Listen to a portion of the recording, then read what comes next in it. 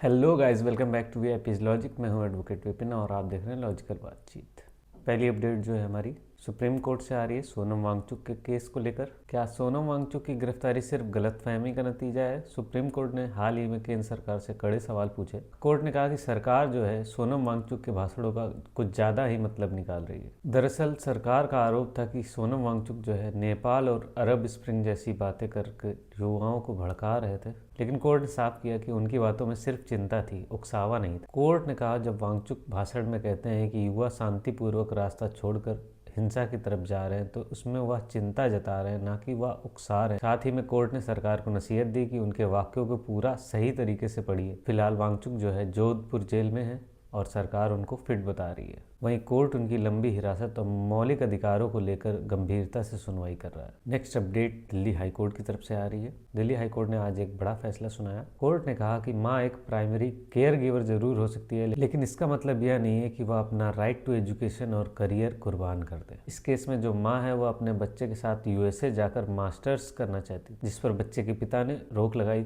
जिस पर टिप्पणी करते हुए कोर्ट ने कहा कि पर्सनल डेवलपमेंट भी आर्टिकल 21 के तहत राइट टू लाइफ के अंतर्गत आता है। कोर्ट ने कहा किसी औरत को उसके बच्चे और उसके करियर के बीच का चुनाव करने के लिए आप मजबूर नहीं कर सकते। अगर वह पढ़ेगी तो वह सशक्त होगी और इसका फ़ायदा जो है बच्चे को भी मिलेगा। यह फैसला हर उस औरत की जीत है जो जिम्मेदारियों के बीच में उड़ना चाहती है। नेक्स्ट अपडेट जो है हमारी कर्नाटक हाईकोर्ट से आ रही है। मामला 2022 के हिजाब विवाद के दौरान का है। कांग्रेस के नेता मुकर्रम खान ने कथित तौर पर यह कहा था कि जो हिजाब का विरोध करेगा उसके टुकड़े टुकड़े कर दिए जाएंगे। इस बयान पर खूब बवाल हुआ था। मुकर्रम खान अपने खिलाफ दर्ज एफआईआर के खिलाफ हाईकोर्ट गए थे, लेकिन कोर्ट ने कहा गवाहों और सबूतों को देखते हुए यह भाषण जो दिया गया यह जानबूझकर धार्मिक आस्था को ठेस पहुंचाने के लिए दिया गया। कोर्ट ने कहा कि उन पर आईपीसी की धारा 295 और 298 के तहत में कार्रवाई करनी जरूरी है, यानी अब उन्हें ट्रायल का सामना करना पड़ेगा। नफरती भाषण पर कोर्ट की ऐसी सख्ती क्या सही है? कमेंट बॉक्स में जरूर बताएं। नेक्स्ट अपडेट जो हमारी सुप्रीम कोर्ट की तरफ से आ रही है। सुप्रीम कोर्ट ने एक सुनवाई के दौरान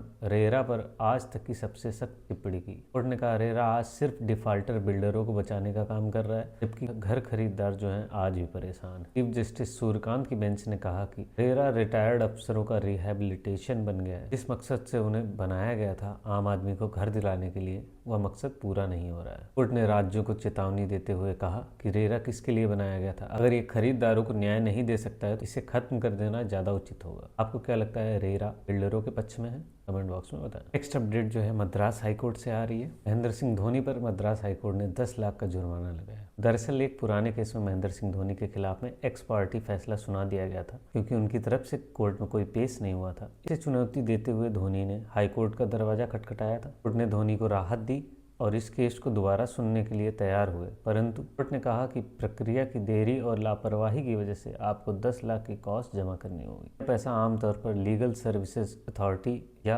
वेलफेयर फंड में जाता है, यानी कानून सबके लिए बराबर होता है, चाहे वो आम इंसान हो या क्रिकेट का भगवान। नेक्स्ट अपडेट जो हमारी बॉम्बे हाईकोर्ट की तरफ से आ, क्या विजय माल्या विदेश में बैठकर यहाँ पर अपना केस लड़ सकते हैं? इस पर आज बॉम्बे हाईकोर्ट ने जवाब दिया। दरअसल विजय माल्या चाहते थे कि भारत में उनकी संपत्ति जो जब्त हो रही है उन पर रोक लगे, और इसके लिए उन्होंने लंदन से ही अपने वकीलों को हाई कोर्ट में अर्जी लगाने के लिए कहा। इस पर जवाब देते हुए कोर्ट ने कहा अगर आप चाहते हैं कि हम आपको सुने तो सबसे पहले आप भारत वापस आइए। कोर्ट ने यह भी कहा कि आप एक हाथ से कानून से भागे हुए हैं और दूसरे हाथ से कानून की मदद भी चाह रहे हैं। ये नहीं हो सकता, इसे कहते हैं नो रिटर्न नो हियरिंग। जब तक विजय माल्या भारत वापस आकर सरेंडर नहीं कर देते तो तब तक कोर्ट ने कोई राहत देने के विचार में नहीं है। आपको क्या लगता है, विजय माल्या कभी वापस आएंगे भारत में? कमेंट बॉक्स में जरूर बताइएगा।